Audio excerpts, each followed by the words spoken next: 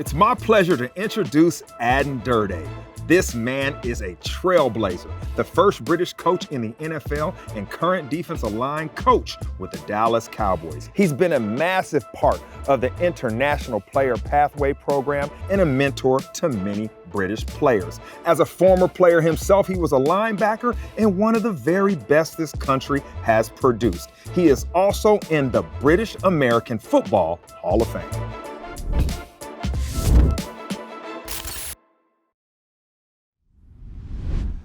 Here we are. We are. Aden, you're back. Man, how's it feel to be back, man? Oh, it's always good to be back. You know, like, London's different to anywhere, you know. So, you know, you live here, so it's cool. It's good to see all the different. I just like being in the energy of London. It's the best. So we know Texas is big, but you know what else is big? Your story. Now, we're friends, let's be honest. But every time I talk to you, I learn something new about your story, how you got to where you are. And it's just so interesting. So obviously grew up here. The NFL wasn't big. It wasn't huge, but you found it. Tell us how you did that. Well, I grew up down, probably about a mile and a half down there in Enfield, like from Finsbury Park. And there was a kid in my street that liked American football, and he had a ball. So like, we just played in the park, and then it was on Channel 4 and I watched it. And then I just I fell in love with it. Like, when I started, there was no internet.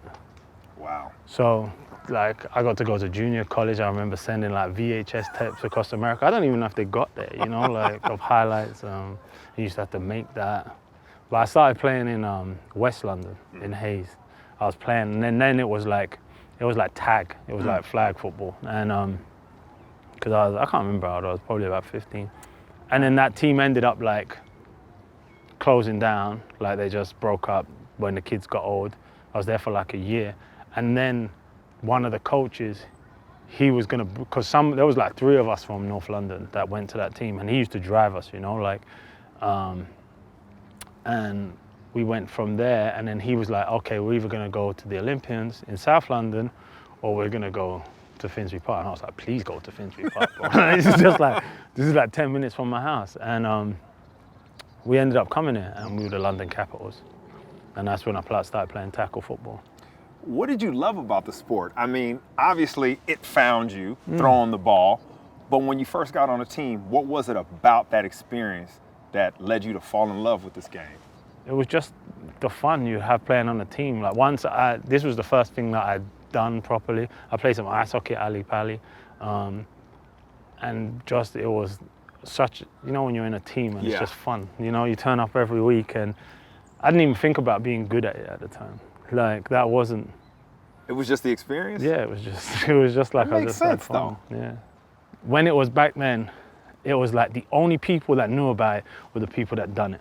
Back then it was like super volatile. Like, no coaches were there. Wow. No one would turn up. Then, like, I'd be at just practice. No practice. Bro, I'd be practicing with 2 kids.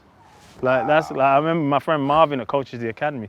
There'll be days when it was like at the Olympians when it was just me and him. And you practice for an hour. It was just crazy. You two. And a coach, like, but if a coach didn't turn up, then the game would, like, the team would kind of disband.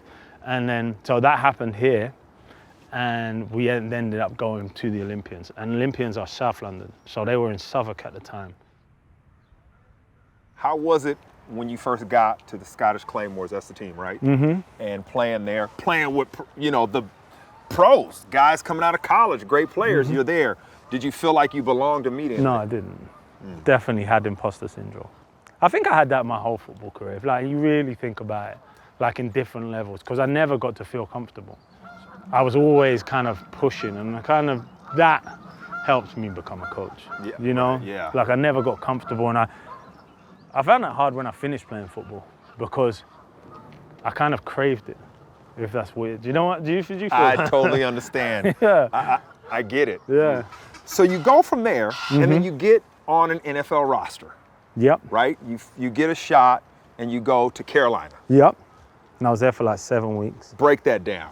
It was just crazy. It was like you see players playing at one speed in NFL Europe, and then you go to the NFL, and then, like, it's not it's not really the speed. Like they were fought, obviously. Like that Carolina defense was ridiculous. You know, like Julius Peppers was on it, Mike Peppers Ruckers, was there. One of the best Brenson athletes Buckner, ever. yeah, Dan Morgan. Like there was a lot of good players on the team. It was the first time I've been somewhere where people have been in a system for a long time. So everyone that was being there had knew what they was doing. So they were playing super fast, like, and the whole, it's the NFL. It's kind of hard thinking about it because I'm in a different place now. Yeah. You know, like when you go back and now like I'm in the NFL. So at a different stage of my life as a coach. But in the NFL, it is so competitive. Yes. Every day. If you are not a competitor, you cannot survive. You know, like you can't. And it was the level of competition, I think, like that was different. Did it surprise you?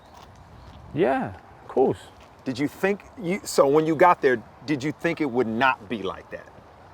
I had no idea what it was like. Everything was just new. Everything I've done in football is like I didn't grow up in it. Right. Do you know what I mean? Yes, So yeah, like yeah. everything to me is Yeah. like new. Yeah.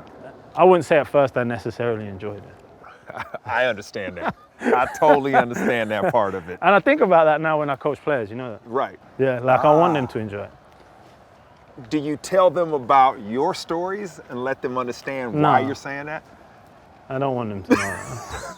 Like That's why I'm fascinated for this conversation, because you don't really talk about this stuff. No, I don't. You don't reveal this stuff, but I know it's in there. Yeah, but I think like I think about that. Like I think I want guys to like enjoy it. Like it's hard. Like there's like you can't. Like I took some moments for granted in football, and I wish I didn't. That's probably the biggest regret that I would say I had. Yeah. So you're in Carolina, then you go Back to NFL. NFL. Yeah, and then you play for. Hamburg Sea Devils. Okay. How was that? That was a great experience. And I was Is it because the change of coming from the NFL? Why did it change when you got there? The experience. Imagine you learning to speak Chinese. And then you could speak it fluently. You would be able to remember more things instead of thinking like, what the fricking's going on? Yeah. Like you're playing free. I wasn't necessarily playing free. I wouldn't say that, but I was definitely a lot more able to like be aware of. Like people say it all the time: live in the moment, do this, do that. But it's very hard to do those things when you're very aware of what you don't know. So like, I think when I started being aware, and it didn't flip, but you would start, you didn't have to sit there, and you could start understanding the whys instead of not necessarily understanding, okay, I got to be a hook dropper. I've got to be a middle run. Like I understood the game. I was starting to, and I had a really good coach that year. You know, like the first year I got back, I had this guy that just finished playing football for Kansas City. And he's probably he didn't coach after that year, but he was one of the best coaches I've ever had. And, he's a former player. And he could really break the game down on a level that kind of captured me in the room. You know, like sometimes you'll be in a meeting room. How did he do that? He recognized, because he played the position, he could understand what you could see instead of necessarily saying like through your eyes. Do you know what I'm saying? Like so it wasn't just, oh, this is this. Like, oh, when you're this position, this is your job, this happens, this is your run fit, this is your pass responsibility. If you get a puller, you're this, you're that. Like if you get this adjustment, you're this. Like it wasn't like that. It was like, okay, if you get formation into the boundary, you can anticipate this stuff to happen. So you started playing ahead of the game, you know, and I was like, that's the first time I understood, oh, that's why we do it. You know, like I never knew why we done something, you know? And when we done that, it freed me up and allowed me to kind of play a little bit faster and enjoy it more, you know? So what was his name, the coach? Oh, his name was Mike Maslowski, and we called him Maz. And it's funny, like, because I then ended up going to Kansas City. Right. And where he was from? Yeah, because he played there for like, I don't know, 6 years, 7 years. He was a good player. And he you know what it was? He was an undrafted free agent. He played in NFL Europe, and then he became a starter in the NFL. And I think it's like when you go through that process, you can't miss a step. No. Because if you miss a step, you won't be there. You don't get a chance. Do you see what I'm saying? So like, because every time you're behind the like 8 ball, so like you got to beat people out, but you got to make people believe and trust in you along the way. So I feel like he went through every step. And the way he could describe it and explain it and teach it, it resonated with me. I don't know if it resonated with everyone, but with me it did, and it had a huge impact on my career. When did you know you wanted to coach and you wanted to pursue this as a career? It was kind of like when I got out of Kansas City, I ended up going to the London Warriors down there just to like, because I was still kind of thinking, shall I play, or I had no idea what I wanted to do because NFL Europe had finished. And so I was still going down there and training and working out next to the kids, and then you start coaching the guys, and I really enjoyed that. Like I really enjoyed like sharing with them and like teaching them stuff that I'd learned. I don't necessarily say at that point in my career I was coaching, you know, like. Yeah, you were teaching. Yeah, but you're talking more about your own experiences or how to play a position or like, just like the stuff that kind of Maz I was talking about taught me is why we do these things. Yeah. Because I think if you know why, then you know where the opportunities lie. If you know where the opportunities lie, suddenly you can start making plays, you know? So, and then it makes the game super fun. Yeah, right, exactly. How do you think you've invested in yourself personally on a day-to-day basis to get where you are? I think the investment is the consistency of doing it, you know? Like it's constant investment. That's the thing I've learned. The discipline. Yeah, it's like the days when you don't want to do something. I think like, it's not necessarily when have I invested, because I think it's constant investment. Like if you don't do that, there's absolutely no way I would be here. Right. Like, so like when I was think about when I was playing, like I told you, in Hayes or here, or when I went to like play for the Olympics, I used to have to get, Southwark Park would take me like 2 hours to get to. Wow. I remember when we used to train for NFL Europe, me and Marvin, like there's a track here, and there's another track down there in Wood Green called, the academy used to train there, New River. Bro, we used to break in there to run. Like we couldn't afford to train.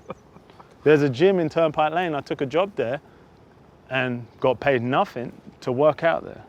So I could work out, because I really didn't have the money to do those things at that point in my life. So I think I'm investing now, you know, like I want to meet coaches, I want to talk football. Like I think if something is like your family, you invest in them. Like you don't necessarily treat that as an investment, you know, it's part of what you do. So yeah, you're constantly growing. What you do is your investment. Yeah, do you know what I'm saying? I was like, so when you think back about it, I think you're constantly doing it.